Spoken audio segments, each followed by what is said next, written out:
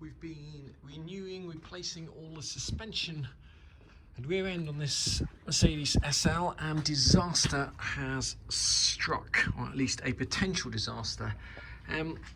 This bolt here keeps the axle shaft, these new axle shafts here, attached to the rear wheel hub, and while we were torquing this bolt up on the other side, it sheared off inside the axle shaft. Now these bolts, according to the information I've got, should be torqued to 95 Newton meters, and with the benefit of hindsight, I should have known that that is excessive for such a thin bolt. This is the bolt here that goes in, and bearing in mind that the wheel bolts, the lug nuts, are torqued to 100 Newton meters. If you look at the thickness of that bolt compared to the thickness of that bolt, torquing that bolt up to 95 Newton meters seems excessive. To compound the matter, we used the bolts that actually came with, this is the sheared bolt here, we used the bolts that came with the new axle shafts, and they are slightly thinner and I would say less substantial than the original Mercedes bolts. So basically this end of the bolt has sheared inside the axle. Now you might say, well, that's not a problem, Mike, just drill a hole and drill it out, but it's not as simple as that, and I'll show you why. There you'll see the end of the sheared bolt in there. You can't get a drill chuck through there, and a 3mm drill bit is going to be way too short to fit down that hole, because that bolt has a spacer. This is the spacer here.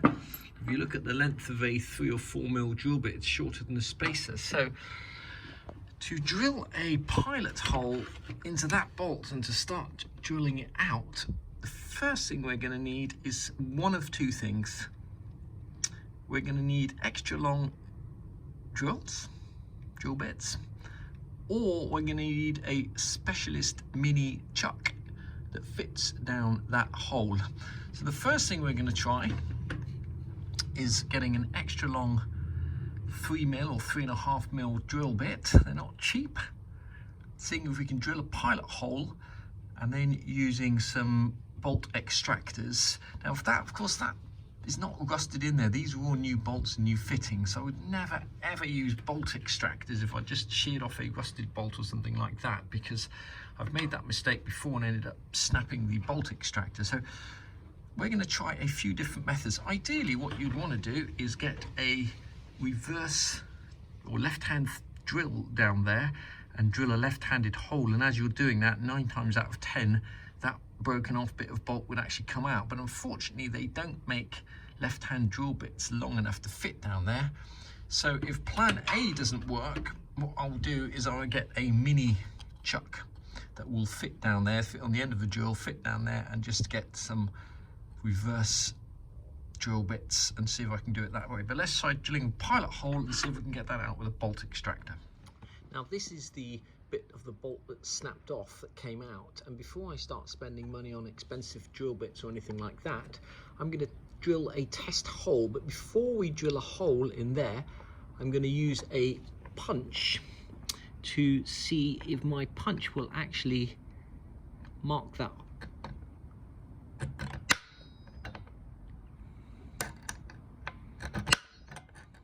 This punch here, you just put it in place and push it down, and it's spring loaded. What it does is it leaves a tiny little indentation just there, which hopefully will be enough to guide the drill bit. Okay, we're going to start off with a 2.5mm drill bit just to see if I can drill a pilot hole. Go very slow. Just want to get an idea for how hard this bolt is. This looks absolutely fine. Whatever you do, you want to try and avoid snapping off a drill bit down that hole. Just go very, very slowly with equal, even pressure, ideally with a bit of cutting fluid, which we haven't got.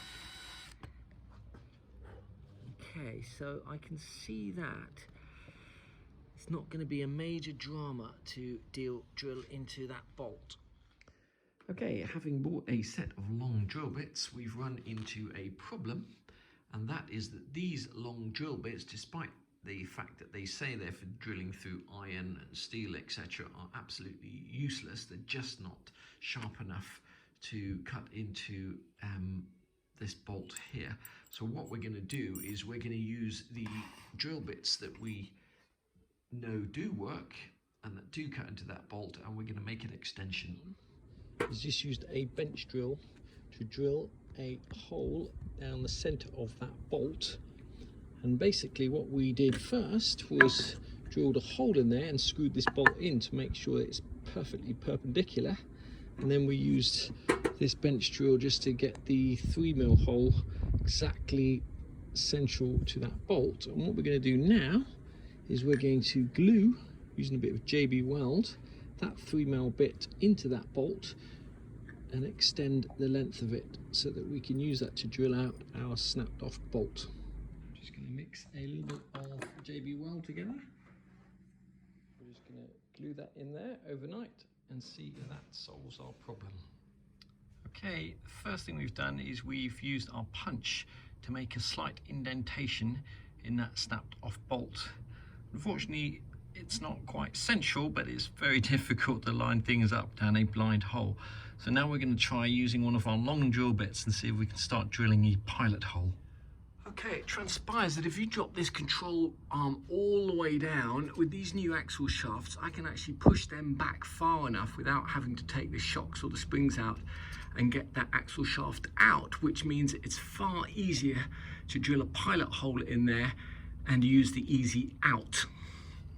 If you are ever unlucky enough, or some might say foolish enough, to snap a bolt whilst torquing it up, and you're going to use an easy out to get it out, there's two bits of advice I would give you. First of all, don't use easy outs to try and get rusted bolts out. If you've been trying to get a rusted bolt out with a socket set and the head is sheared off, then you are very likely, if you use an easy out, to snap the easy out inside the bolt. And that's exactly what I've done on several occasions in the past, and here's two examples. And the problem with that, if you've ever watched my video on how to get one of these out, these are super hardened but very brittle, so if you snap one off, to get that out, to drill that out of the snapped off bolt, is an absolute nightmare.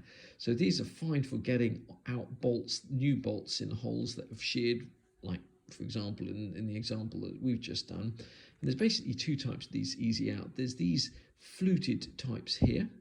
My experience is they are very brittle and prone to snapping. And then there's these types here, which is, these don't tend to snap nearly as often and as easily, and they've got reverse threads on them, but these aren't particularly high quality. But if you're dealing with new bolts, these are generally perfectly adequate to get a sheared off or snapped off screw or bolt out, and these don't tend to snap in the same way. They're not as brittle as this type here. Okay, if we are really, really lucky, when we wind this easy out into there, I can see that it's all already starting to move, which is amazing. Okay, we managed to get that part of the way out with the easy out. We're just going to be able to get a set of mole grips on the end of there now. And just twist the rest of that out like so. Okay. Wow. Having sheared one of those bolts off, I thought I'd take out the other one that wasn't sheared, and wow, look at that.